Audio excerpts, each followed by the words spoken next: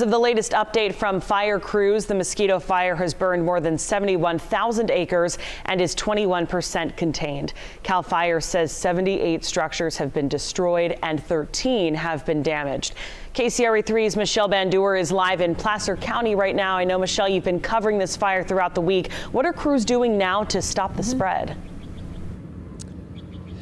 Well, Brittany, despite the gusty winds today, firefighters have actually managed to hold the perimeter of the fire by building those defensible lines we've been talking about, building them the past couple of days and, of course, overnight. Now, I'm told there have not been any fire breakthroughs, and that's good news as they maintain protecting this community of Forest Hill is a priority. Saturday's strategy in stopping the mosquito fire is securing control lines to prepare for windy conditions. To make sure we don't have any hot spots like those behind me that are flaring up that could pose a danger by throwing embers or casting embers across the fire line. Firefighters work throughout the canyons and ridges. They use heavy machinery and walk the land with hand tools, hose, and shovels. They also spray water to dampen the forest to keep the fire from spreading. Crews also eliminate dry brush and branches, ripe fuel for the mosquito fire to burn. The strategy also includes continuing to set backfires. They've been working on that for several days, backfiring up large chunks so that fire can't come around and hook and go up those drainages. So they've been very, very successful in doing that. They will continue to work on that as well. While fire crews are battling the mosquito fire over in the canyons, there are signs of progress. We found utility crews working up and down Forest Hill Road in the town of Michigan Bluff. Workers put up new power poles and installed power lines to the small community. Some residents will return to destroyed homes and property. Many other homes were spared by the fire. But the windy weather could blow in challenges for firefighters who are ready for anything in this 11-day firefight. It's very erratic up here. That has to do with a lot of the drainages that go in various directions, which are funneling the winds. So back out live here, take a look at that plume of smoke that's east of us here. About 90 minutes ago, it was much bigger, and you could tell there was something it was burning there. It has definitely calmed down. So it looks like firefighters are really getting control of things happening out here and staying in control despite the weather challenges that they're going to face this weekend. And I know that we're talking about rain in the forecast. They are definitely looking forward to that. But again, challenges come with the rain because that creates mud, and there could be some dangerous conditions as they're still out there fighting this mosquito fire. Reporting live in Forest Hill, Michelle Bandur, KCRA 3 News. Michelle, thanks so much. We do want to bring in KCRA 3 meteorologist Dirk Verdorn for more on those fire conditions. Dirk, I know Michelle just talked a little bit about rain. What's going on? Yeah, we do have that chance for rain. Clouds are starting to move in, but again, today this story has been an increase in the winds, and you can see the direction in the first few frames here of that smoke being pushed off more towards the north. So we have a southerly breeze picking up ahead of a weather system, and we have a little flare up. You can see that right there, and that's what's creating those tall, towering pyrocumulus clouds.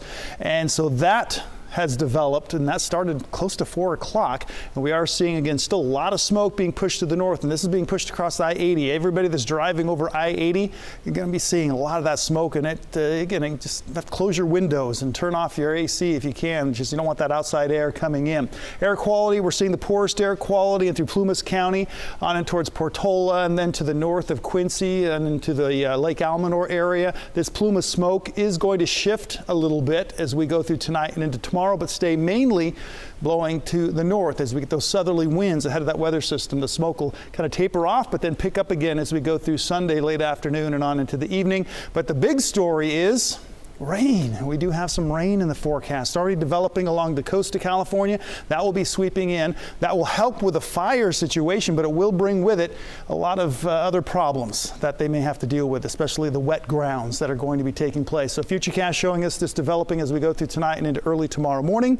We will see that rain starting to pick up in the coastal areas as we get past Sunday morning, 2, 3, 4 o'clock in the morning, and this is going to bring with it the chance for some amounts that we could be seeing in the mountains, anywhere from 2 to up to 3 inches of rain in some spots over the next several days. And we'll have more on that coming up. Now back over to you. Dirk, thanks so much. Continuing our coverage on the mosquito fire in El Dorado County, we have learned a school in Volcanoville suffered only minimal damage. Take a look. These are photos from CAL FIRE, but yeah, you can see the fire kind of inched up to the playground there. Wow, it did burn right up to the edge. The basketball court served as a location for firefighters to take defensive action to actually save the school.